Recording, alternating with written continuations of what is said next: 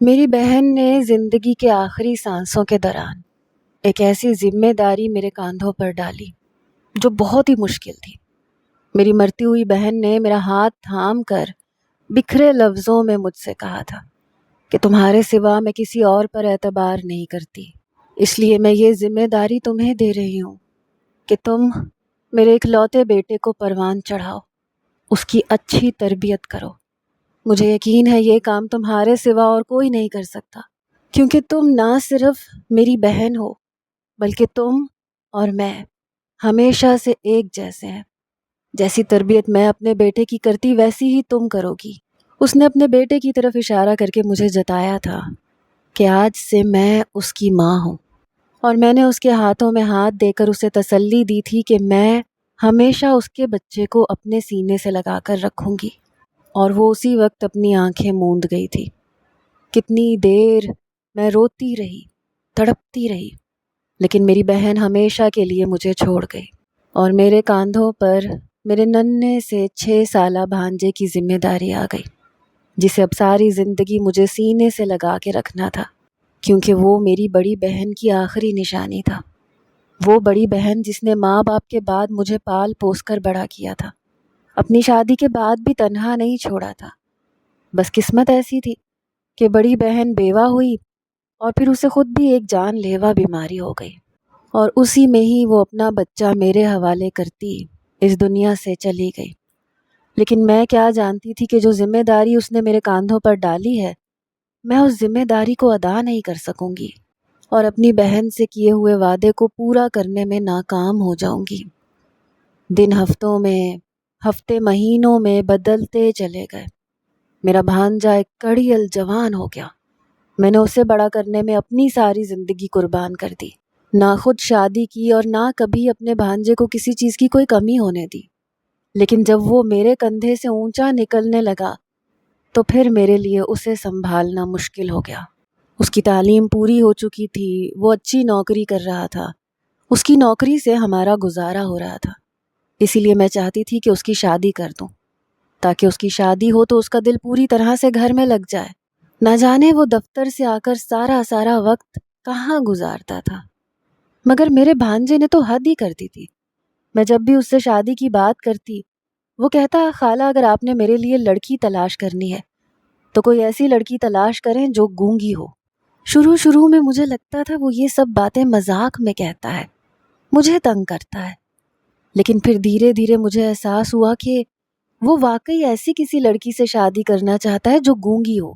میں جب بھی اس سے کہتی کہ میں تمہارے لیے چاند سی لڑکی تلاش کروں گی تو وہ چڑ جاتا اور پھر اس بارے میں بات ہی نہ کرتا، لیکن میں نے اس کے لیے لڑکیوں کی تلاش جاری رکھی، اور پھر بالآخر میں نے ایک خوبصورت سی لڑکی پسند کر لی۔ جب میں نے بھانجے کو اس کی تصویر دکھائی تو اس نے پہلا سوال یہ کیا، خالہ کیا یہ لڑکی گونگی ہے؟ میں اس کی بات سن کے ہنس دی اور بولی، نہیں، لیکن یہ لڑکی سلجھی ہوئی ہے اور اس کی آواز بہت اچھی ہے، یوں لگتا ہے جیسے کوئل کوک رہی ہو۔ میری بات سن کر سہیل غصے میں آ گیا، کہنے لگا، خالہ تم مجھ سے مذاق کر کے وقت ضائع کر رہی ہو۔ میں نے جب کہہ دیا ہے کہ مجھے گونگی لڑکی سے ہی شادی کرنی ہے تو پھر میری بات مان کیوں نہیں لیتی؟ اب میں چونک گئی، سوچنے لگی کہ کیا سچ میں میرے بھانجے کی یہ مرضی ہے؟ میں نے پوچھنا ضروری سمجھا، سہیل بیٹے، آخر کیا وجہ ہے کہ تمہیں گونگی بیوی چاہیے؟ مرد تو چاہتے ہیں کہ ان کی بیوی خوبصورت ہونے کے ساتھ ساتھ اچھا بولنے والی ہو، لیکن تمہاری فرمائش میری سمجھ سے باہر ہے۔ کہنے لگا، خالہ ہر مرد کی اپنی اپنی پسند ہوتی ہے، مجھے زیادہ بولنے والی لڑکیاں پسند نہیں ہیں۔ میں چاہتا ہوں میری بیوی ایسی ہو جو بولے نہ، صرف میری باتیں سنتی رہا کرے۔ اس کی باتوں نے مجھے پریشان کر دیا تھا۔ میں نے کہا، سہیل بیٹا اگر تم کہو گے تو میں تمہارے لیے ایک سنجیدہ اور کم بولنے والی لڑکی تلاش کر لوں گی۔ وہ کہنے لگا، نہیں خالہ، میں گونگی لڑکی سے ہی شادی کروں گا، یہ میرا آخری فیصلہ ہے۔ میں نے کہا، ٹھیک ہے، لیکن تم جانتے ہو کہ اگر میں نے تمہارے لیے گونگی لڑکی ڈھونڈی تو لوگ ہمارا مذاق اڑائیں گے کہ سہیل میں نہ جانے ایسی کس چیز کی کمی تھی جو میں نے تمہارے لیے گونگی لڑکی ڈھونڈ لی۔ وہ کہنے لگا خالہ لوگوں کا کام ہے باتیں بنانا، ویسے بھی کیا گونگی لڑکیاں انسان نہیں ہوتی؟ جب میں نے آج تک کسی کی پرواہ نہیں کی تو آپ بھی نہ کریں۔ بالآخر میں نے سہیل کے آگے ہار مان لی، مگر اب مسئلہ یہ تھا کہ میں اس کے لیے گونگی لڑکی کہاں تلاش کروں؟ میں بھی بوڑھی ہو چکی تھی، زندگی کب دھوکہ دے جائے کسے پتا ہوتا ہے۔ میں نے سہیل کی خاطر شادی نہیں کی تھی، حالانکہ جب سہیل میرے پاس آیا تھا تو میں جوان اور حسین تھی، چاہتی تو اپنا گھر بسا سکتی تھی، لیکن اس طرح شاید میں پوری طرح سہیل کی ذمہ داری نہ ادا کر پاتی، اسی لیے میں نے اپنی خوشیوں کو خود قربان کر دیا۔ میں نے سوچا تھا کہ کسی ایسی لڑکی سے سہیل کی شادی کروں گی جو بہت ہی اچھی اور ہنسمکھ ہو، اس طرح سے سہیل بھی خوش رہے گا، میں بھی خوش رہوں گی۔ مگر سہیل کی پسند نے میری توقعات پر پانی پھیر دیا تھا۔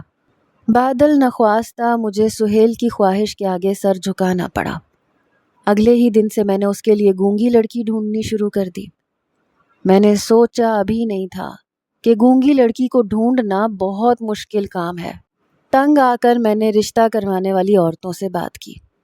ان عورتوں نے میری بات کو سنجیدگی سے ہی نہیں لیا۔ میں جس کسی کو گونگی لڑکی کا کہتی تو وہ ہنس دیتی، پھر کہتی ارے تمہیں اپنے خوبصورت بھانجے کے لیے گونگی لڑکی کیوں چاہیے؟ کیا گونگی بہو لا کے اس پہ ظلم و ستم کرنا چاہتی ہو؟ یہ سن کے تو میں اور بھی زیادہ پریشان رہنے لگی، کیونکہ سب لوگ مجھے ہی غلط سمجھ رہے تھے۔ اس دن میں نے بڑی مشکل سے گھر کا کام نمٹایا، پھر تھوڑی دیر سستانے کے لیے چارپائی پر بیٹھ گئی۔ اتنے میں ایک فقیر مانگنے آ گیا۔ یہ فقیر پچھلے 6 سالوں سے ہمارے علاقے میں بھیک مانگنے آیا کرتا تھا۔ وہ بیچارہ حالات کی وجہ سے فقیر بنا تھا، کیونکہ ایک حادثے میں اس کا ایک ہاتھ ضائع ہو گیا تھا اور ایک پاؤں بھی مشکل سے کام کرتا تھا، اس لیے میں اسے کبھی خالی ہاتھ نہیں لوٹاتی تھی۔ جب میں اسے خیرات دینے گئی تو مجھے دیکھ کے وہ دعا دینے لگا کہ اللہ تمہاری ساری پریشانیاں آسان کرے۔ اس کی بات سن کے میرا دل بھر آیا، بہت ہی زیادہ پریشان تھی، اس لیے میں اسی سے بات کرنے لگی۔ میں نے کہا کیا بتاؤں، اپنے بھانجے کی وجہ سے بہت پریشان ہوں۔ میں اس کی شادی کرنا چاہتی ہوں، مگر بھانجے نے ضد لگائی ہوئی ہے کہ وہ شادی کرے گا تو گونگی لڑکی سے کرے گا۔ مجھے تو یہ سمجھ نہیں آتی اس کے لیے گونگی لڑکی کہاں سے ڈھونڈوں۔ وہ فقیر کہنے لگا بہن جی، میری ایک بیٹی ہے جو گونگی ہے، میں اس کی شادی کرنا چاہتا ہوں، لیکن اس کا کہیں بھی رشتہ نہیں ہو رہا۔ اگر آپ رشتہ لینا چاہیں تو مجھے بہت خوشی ہوگی۔ میں فقیر کی بات سن کے سوچ میں ڈوب گئی۔ مجھے سوچتا دیکھ کر فقیر نے میرے سامنے ہاتھ جوڑ دیے، بولا بہن جی اگر آپ کو میری بات بری لگی ہے تو معاف کر دیجیے گا۔ اتنا کہہ کے وہ چلا گیا، لیکن میں سارا دن اس فقیر کی بیٹی کے بارے میں سوچتی رہی۔ مجھے کچھ سمجھ نہیں آ رہا تھا کہ میں کیا کروں۔ پھر میں نے فیصلہ کیا کہ جب شام کو سہیل آئے گا تو ساری بات اس کے سامنے رکھ دوں گی، وہ جیسا کہے گا ویسے کر لوں گی۔ شام کو سہیل کام سے واپس آیا تو میں نے ساری بات اس کے سامنے رکھ دی۔ میری بات سن کے سہیل کے چہرے پر چمک پیدا ہو گئی، جلدی سے بولا خالہ آپ کو اسی وقت فقیر کے ساتھ چلے جانا چاہیے تھا اور اس کی بیٹی کے ہاتھ پر پیسے رکھ کے آنے تھے۔ اب مجھے مزید 8 دن انتظار کرنا پڑے گا۔ اگلی جمعرات جیسے ہی وہ آئے آپ فوراً اس کے ساتھ چلی جانا۔ میں سہیل کی بےتابی دیکھ کے حیران رہ گئی، پھر بولی سہیل تم یہ فیصلہ بہت سوچ سمجھ کے کرنا، یہ نہ ہو پھر بعد میں مجھ سے گلہ کرتے رہو کہ آپ نے میرے لیے یہ کیسی لڑکی پسند کر لی، فقیر کی بیٹی ہے، نہ جانے کیسی ہوگی، اسے اٹھنے بیٹھنے کے طور طریقے آتے بھی ہوں گے یا نہیں۔ سہیل کہنے لگا خالہ آپ اس کی تربیت کیجیے گا، وہ وقت کے ساتھ ساتھ سب کچھ سیکھ جائے گی۔ میں نے سر ہلا دیا۔ سہیل اٹھ کر منہ ہاتھ دھونے چلا گیا، جبکہ میں سہیل کے متعلق سوچنے لگی۔ نہ جانے اسے کیا ہوا تھا کہ وہ ایک فقیر کی بیٹی سے بھی شادی کرنے کے لیے تیار ہو گیا تھا۔ دن گزرنے کے ساتھ میں نے محسوس کیا دن بدن سہیل کی بے چینی بڑھتی چلی جا رہی تھی۔ اس نے مجھ سے اتنا کہہ دیا تھا کہ جیسے ہی فقیر بھیک مانگنے آئے آپ اسے روک لیجئے گا اور مجھے فون کر کے بلا لیجئے گا۔ ہم اسی وقت اپنے ساتھ مولوی کو لے جائیں گے اور نکاح کر کے لڑکی کو لے آئیں گے۔ میں خاموش ہو گئی۔ مجھے اب یہ معاملہ پراسرار سا لگنے لگا تھا۔ پہلے تو میرا بھانجا شادی کے لیے ہی راضی نہیں ہو رہا تھا، اور اب وہ جلدی شادی کرنا چاہتا تھا۔ مجھے خود سمجھ نہیں آ رہا تھا کہ آخر ہو کیا رہا ہے۔ پھر یوں ہی چند دن گزر گئے، جمعرات آ گئی۔ میں ناشتہ بنا کر سہیل کا انتظار کرتی رہی۔ وہ صبح 8 بجے آفس چلا جاتا تھا، اور پھر جب 8 بجنے والے تھے تو مجھے پریشانی ہونے لگی۔ میں سہیل کے کمرے میں چلی گئی۔ وہ سو رہا تھا۔ میں نے اسے 1-2 آوازیں دی تو اٹھ کے بیٹھ گیا۔ میں نے کہا آج تم نے آفس نہیں جانا؟ کہنے لگا خالہ آج میں نے آفس سے چھٹی کر لی ہے۔ میں اس کی بات سن کے حیران رہ گئی، کیونکہ وہ تو کبھی بلا وجہ چھٹی نہیں کیا کرتا تھا۔ میرے پوچھنے پر بولا بس آج ویسے ہی آفس جانے کو دل نہیں کر رہا تھا۔ ویسے بھی آج آپ نے وہ اس فقیر کے گھر اس کی بیٹی کو دیکھنے جانا ہے، سوچا آج اس سے نکاح کر لوں گا۔ میں نے سر ہلا دیا اور کمرے سے باہر آ گئی۔ سچ کہوں تو اب مجھے سہیل پر غصہ آنے لگا تھا۔ تھوڑی دیر کے بعد سہیل آ گیا۔ اس نے ناشتہ کیا اور چپ چاپ گھر سے نکل گیا، جبکہ میں خود گھر کے کام کاج کرنے لگی۔ یوں ہی صبح سے دوپہر اور پھر شام ہو گئی، مگر سہیل گھر واپس نہیں آیا۔ مجھے اس کی بے انتہا فکر ہو رہی تھی۔ میں مغرب کی نماز پڑھ کر اپنے بھانجے کے لیے دعا کر رہی تھی کہ اسی لمحے اس کی چہکتی ہوئی آواز میری سماعتوں سے ٹکرائی۔ وہ بولا خالہ کہاں ہو؟ دیکھے میں اپنے ساتھ کس کو لایا ہوں۔ میں نے جلدی سے سلام پھیرا، مڑ کر دیکھا تو سامنے سہیل کے ساتھ وہ فقیر کھڑا تھا۔ میں نے دریافت کیا سہیل تم صبح سے کہاں غائب تھے؟ مجھے تمہاری بہت فکر ہو رہی تھی۔ کہنے لگا خالہ میں صبح سے چاچا سکندر کے انتظار میں گلی میں کھڑا تھا۔ شکر ہے یہ آ گیا، اب میں اسے جلدی سے گھر لے آیا ہوں۔ ہم چاچا سکندر کے گھر چلتے ہیں، آج کا دن بھی نیک ہے، نکاح ہو جائے گا تو اچھا ہے۔ سکندر اسی فقیر کا نام تھا۔ میں اپنے بھانجے کی شکل دیکھتی رہ گئی۔ مجھے کچھ سمجھ نہیں آ رہا تھا کہ میں کیا کروں۔ سہیل نے آگے بڑھ کر میرا ہاتھ پکڑا اور تقریباً کھینچتے ہوئے مجھے اٹھانے لگا۔ میں نے اسے اشارہ کیا کہ میرے ساتھ ذرا کمرے میں آئے۔ وہ کمرے میں آیا تو میں نے کہا سہیل میں سکندر کے ساتھ جا کر پہلے اس کی بیٹی کو دیکھ آتی ہوں، نہ جانے وہ دکھنے میں کیسی ہے، ایسا نہ ہو وہ تمہیں پسند نہ آئے اور تم مجھ پہ ناراض ہو۔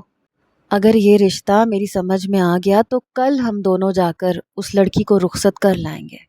سہیل نہ مانا، کہنے لگا خالہ میں نے طے کیا ہے کہ میں شادی کروں گا اور آج ہی کروں گا، آپ چلیں ہمارے پاس زیادہ وقت نہیں ہے۔ میں شش و پنج کا شکار تھی۔ میں نے کہا سہیل کیا یہ تمہارا آخری فیصلہ ہے؟ اس نے اس بات میں سر ہلا دیا، بولا جی خالہ یہ میرا آخری فیصلہ ہے، اس کا جو بھی نتیجہ نکلے گا اسے میں برداشت کرنے کو تیار ہوں، آپ ٹینشن نہ لیں، میں آپ کو کسی بھی چیز کا ذمہ دار نہیں ٹھہراؤں گا۔ میں اس کے آگے بے بس ہو چکی تھی، اسی لیے سر پر بڑی سی چادر لی اور کمرے سے باہر نکل آئی۔ باہر ہی سکندر بیٹھا تھا۔ سہیل نے محلے کے مولوی اور اپنے دوستوں کو گواہ کے طور پر لیا۔ سکندر ہمیں شہر سے دور ویرانے میں لے آیا۔ پھر ہم ایک ایسی جگہ پر پہنچ گئے جہاں پر بے شمار جھگیاں لگی ہوئی تھیں۔ سکندر ہمیں ایک جھگی میں لے گیا۔ اس جھگی میں 3-4 بچے بھی تھے۔ پھر سکندر نے اپنی بیٹی کو آواز دی، نجمہ ادھر آؤ۔ تھوڑی دیر بعد ایک کم عمر سی لڑکی ہمارے سامنے آ گئی۔ وہ اتنی پیاری اور خوبصورت تھی کہ میں اس کو دیکھتی رہ گئی۔ سکندر کہنے لگا بہن جی یہ میری بیٹی ہے نجمہ، یہ گونگی ہے، اس کی ماں فوت ہو چکی ہے۔ مجھے وہ لڑکی پسند آ گئی تھی۔ میں نے کہا مجھے تمہاری بیٹی بہت پسند آئی ہے۔ پھر میں نے سہیل سے آنکھوں ہی آنکھوں میں اس رشتے کے متعلق استفسار کیا تو اس نے بھی حامی بھر لی۔ پھر سہیل اور نجمہ کا نکاح ہو گیا۔ میں بڑی سادگی سے نجمہ کو بیاہ کر لے آئی۔ نجمہ ایک بہت ہی خوبصورت لڑکی تھی۔ وہ سادہ سے لباس میں بھی بہت حسین معلوم ہوتی تھی۔ میں نجمہ کو سہیل کے کمرے میں چھوڑ کر آئی۔ میرے دماغ سے من و بوجھ اتر گیا۔ میرا بھانجا شادی کر چکا تھا۔ اب میں خود کو پرسکون محسوس کر رہی تھی۔ اگر اب مجھے موت بھی آ جاتی تب بھی مجھے زیادہ پریشانی نہ ہوتی، کیونکہ میرے بھانجے کا خیال رکھنے والی آ گئی تھی۔ میں اپنے بستر پر لیٹی تو سہیل کے بارے میں سوچنے لگی۔ نہ جانے سہیل نے ایسا کیوں کیا تھا۔ ایک طرف تو شادی کرنے پہ رضامند نہیں ہو رہا تھا، پھر جب شادی کی تو گونگی لڑکی سے۔ مجھے اس لڑکے کی من تک بالکل بھی سمجھ نہیں آئی تھی کہ کیا کرنا چاہتا ہے، کیا کر رہا ہے۔ خیر میں نے سر جھٹک دیا اور سو گئی۔ صبح میں نے اپنی بہو اور بھانجے کے لیے ناشتہ بنایا اور ان کو کمرے میں دے کر آئی۔ سہیل بہت خوش لگ رہا تھا، جبکہ میری بہو بڑی شرمائی شرمائی سی تھی۔ میں نے اس کے سر پہ ہاتھ رکھا، بولی بیٹی میں تمہاری ماں ہوں، تم مجھے اپنی ماں ہی سمجھنا۔ اس نے سر ہلا دیا تو میں کمرے سے باہر آ گئی۔ تھوڑی دیر بعد سہیل ناشتے کے برتن باہر لے آیا۔ میں بولی سہیل بیوی پسند آئی؟ مسکرا کے بولا خالہ مجھے جیسی لڑکی چاہیے تھی وہ بالکل ویسی ہے۔ سہیل کی باتیں سن کر میری تسلی ہو گئی۔ میرا بھانجا خوش تھا تو میں بھی مطمئن اور خوش ہو گئی۔ سہیل گھر سے باہر نکل گیا تو نجمہ میرے پاس آ گئی۔ اس نے میرے ہاتھ سے برتن لے لیے، اشارے سے کہنے لگی کہ آپ یہ برتن چھوڑ دیں، ان کو میں دھو دوں گی۔ میں بولی نہیں بیٹی، ابھی تمہاری نئی شادی ہوئی ہے، تم 1 ہفتہ آرام کرو گی، پھر میں تم سے میٹھا بنواؤں گی۔ وہ دن تو گزر گیا، مگر جو ہی رات ہوئی تو سہیل بولا خالہ آج میں اور نجمہ چھت پہ سوئیں گے، کل رات بہت گرمی لگتی رہی۔ میں سہیل کی بات سن کے حیران ہو گئی، کیونکہ سردیاں شروع ہو چکی تھیں۔ رات ہوتے ہی فضا میں خنکی پھیل جاتی تھی۔ اب تو میں بھی کمرے میں سونے لگی تھی اور پنکھا بھی نہیں چلاتی تھی۔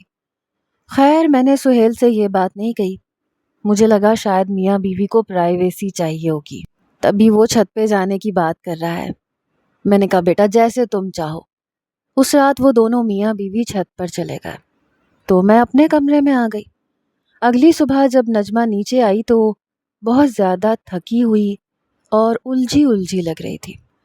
میں نے نجمہ کا ہاتھ پکڑ لیا، بولی بیٹی کیا بات ہے، تم مجھے افسردہ سی لگ رہی ہو، اوپر سردی تو نہیں لگی؟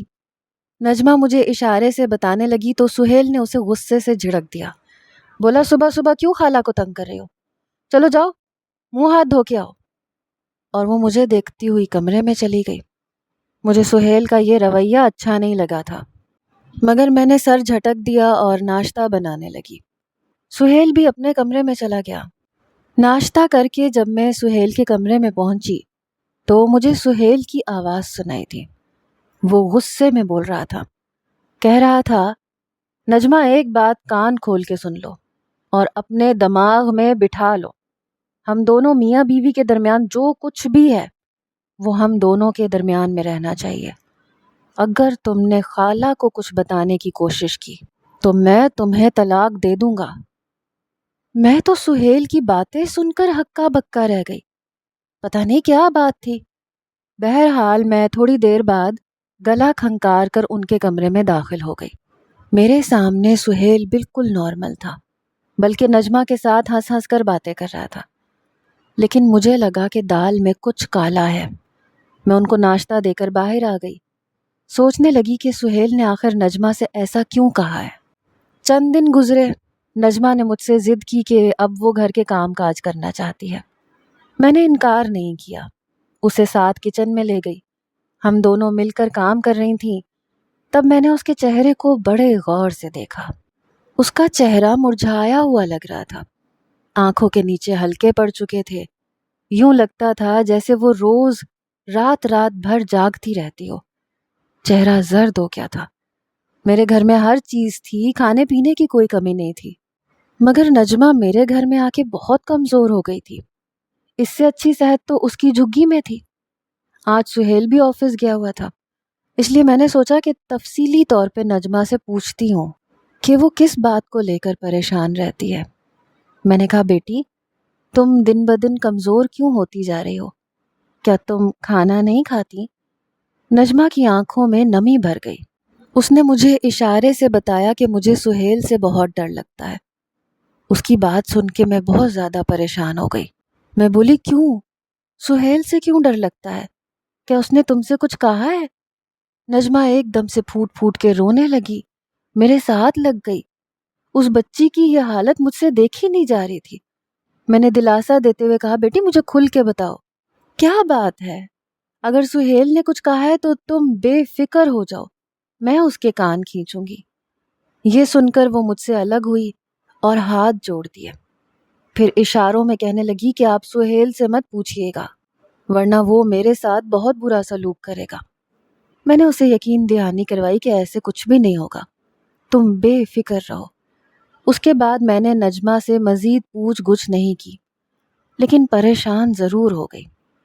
میں اس نتیجے پر پہنچی کہ ان کے درمیان کوئی خاص مسئلہ ہے جس کی وجہ سے نجمہ کی حالت ٹھیک نہیں ہے۔ میں نے بھی سوچ لیا تھا کہ آج میں اس راز کے بارے میں جان کر سکون پاؤں گی۔ رات ہوئی تو سہیل اور نجمہ چھت پہ سونے کے لیے چلے گئے، جبکہ میں یہی سوچ رہی تھی کہ اب مجھے کیا کرنا چاہیے۔ میں سوچ ہی رہی تھی کہ اچانک مجھے چھت پر سے سہیل کی آواز سنائی دی۔ مارے تجسس کے میں سیڑھیاں چڑھنے لگی۔ ایک ایک قدم اٹھا کر جب میں چھت پر پہنچی تو سامنے کا منظر دیکھ کر اپنی جگہ پر جم سی گئی۔ چھت پر ایک بڑا سا گول دائرہ تھا جس کے ارد گرد آگ جل رہی تھی۔ اس گول دائرے میں نجمہ بیٹھی تھی جو کہ بہت ہی زیادہ ڈری ہوئی تھی، جبکہ سہیل دائرے کے باہر کھڑا کچھ تیز تیز پڑھ رہا تھا۔ وہ کیا پڑھ رہا تھا میری سمجھ میں نہیں آیا۔ میں نے دیکھا نجمہ کو سانس لینے میں دشواری ہو رہی ہے، ایسے لگتا تھا جیسے وہ اپنی آخری سانسیں لے رہی ہو۔ اس نے گردن پر ہاتھ رکھے ہوئے تھے۔ مجھے کچھ غلط ہونے کا احساس ہوا، چنانچہ میں آگے بڑھی اور نجمہ کو اس دائرے سے نکالنے کی کوشش کرنے لگی۔ اتنی دیر میں سہیل کی آنکھیں کھل گئیں۔ اس کی نظریں مجھ پر پڑیں تو وہ ایک دم سے چلایا، خالہ پیچھے ہٹیں، نجمہ کو اس دائرے سے باہر مت نکالیں، میری اتنی راتوں کی محنت خراب ہو جائے گی۔ میں بولی سہیل نجمہ مر جائے گی، اس کا سانس گھٹ رہا ہے۔ سہیل کہنے لگا خالہ اگر نجمہ بچ گئی تو میں مر جاؤں گا۔ میں نے اپنی ساری زندگی کالے جادو کی کتابیں پڑھنے میں گزار دی۔ میں کالا جادو حاصل کرنا چاہتا ہوں خالہ، میں بہت زیادہ طاقتور ہونا چاہتا ہوں خالہ، میں آپ کی منت کرتا ہوں چلی جائیں یہاں سے۔ میں ششدر سی کھڑی اسے دیکھ رہی تھی۔ میرے سامنے نجمہ آخری سانسیں لے رہی تھی، اس کی آنکھیں باہر کو ابل رہی تھیں۔ میں خوفزدہ سی آواز میں بولی سہیل نہیں بیٹے، میں کچھ غلط نہیں ہونے دوں گی، میں نجمہ کو مرنے نہیں دوں گی۔ وہ کہنے لگا خالہ آپ نجمہ کو بچا لیں گی لیکن آپ کا بھانجا مر جائے گا۔ وہ طاقتیں جو میں نے اتنے عرصے سے حاصل کی ہیں وہ مجھے فنا کر دیں گی، مجھے مار دیں گی۔ سہیل کی بات سن کے میں اب سارا قصہ سمجھ چکی تھی۔ مجھے نجمہ اور سہیل میں سے کسی ایک کو چننا تھا۔ یہ امتحان کا وقت تھا۔ مجھے سہیل پر بھی بہت غصہ آیا تھا۔ وہ کالی طاقتیں حاصل کرنے کے لیے ایک معصوم کی جان داؤ پر لگا رہا تھا۔ میں نے اگر تھوڑی سی اور تاخیر کر دی تو نجمہ مر جاتی۔ وہ بیچاری معصوم اور بے گناہ تھی، اس کا اس سب میں کوئی قصور نہیں تھا۔ مجھے فوری طور پر فیصلہ کرنا تھا اور بالآخر میں نے فیصلہ کر لیا۔ نہ جانے اس وقت مجھ میں اتنا حوصلہ کیسے آ گیا کہ میں نے اپنے بھانجے کو قربان کرنے کا فیصلہ کیا۔ میں نے ایک دم سے نجمہ کو اس دائرے سے کھینچ کے نکال لیا۔ نجمہ زمین پر گر کر تڑپ رہی تھی، جبکہ میرے بھانجے نے اپنی گردن کو مضبوطی سے تھام لیا۔ یوں لگ رہا تھا جیسے کوئی اس کا گلا دبا رہا تھا۔ میں نے آیت الکرسی پڑھنا شروع کی۔ میرا بھانجا فرش پر گر گیا۔ اس ایک لمحے میں مجھ پر قیامت بیت گئی۔ میرا جوان جہان بھانجا، میرے بڑھاپے کا سہارا، مر چکا تھا۔ میں اپنی بہن سے کیا وعدہ نہیں نبھا سکی۔ شاید میری تربیت میں کوئی کمی رہ گئی جو سہیل اس راستے پر چل پڑا اور بالآخر وہ زندگی سے ہار گیا، لیکن نجمہ بچ گئی تھی۔ میں وہیں بیٹھ کے پھوٹ پھوٹ کے رونے لگی۔ پھر میں نے نجمہ کے ساتھ مل کے چھت صاف کر دی اور سارے ثبوت مٹا دیے۔ دراصل میں نہیں چاہتی تھی کہ میرا بھانجا بے عزت ہو کر اس دنیا سے رخصت ہو۔ میں نے سب کو یہی بتایا کہ میرا بھانجا ہارٹ اٹیک کی وجہ سے مرا ہے۔ لوگ اس کی جوان موت پر غم زدہ تھے۔ میں نے اپنے بھانجے کے ایصال ثواب کے لیے قرآن خوانی کروائی۔ میری بہو نجمہ سہیل کی عدت میں بیٹھی ہے، دن رات اس کی مغفرت کے لیے دعا کرتی ہے۔ میں نے نجمہ کو اجازت دے رکھی ہے کہ جیسے ہی تمہیں مناسب رشتہ ملے تم دوسری شادی کر لینا، مگر اس نے دوسری شادی کرنے سے انکار کر دیا۔ اشاروں سے کہنے لگی کہ میں آپ کے ساتھ رہنا چاہتی ہوں۔ میں ہر لمحہ یہی سوچ کے غمزدہ ہوتی رہتی ہوں کہ نہ جانے میرے بھانجے کو خدا کے حضور معافی ملے گی بھی یا نہیں۔ آپ میرے بھانجے کی مغفرت کے لیے دعا کیجیے گا۔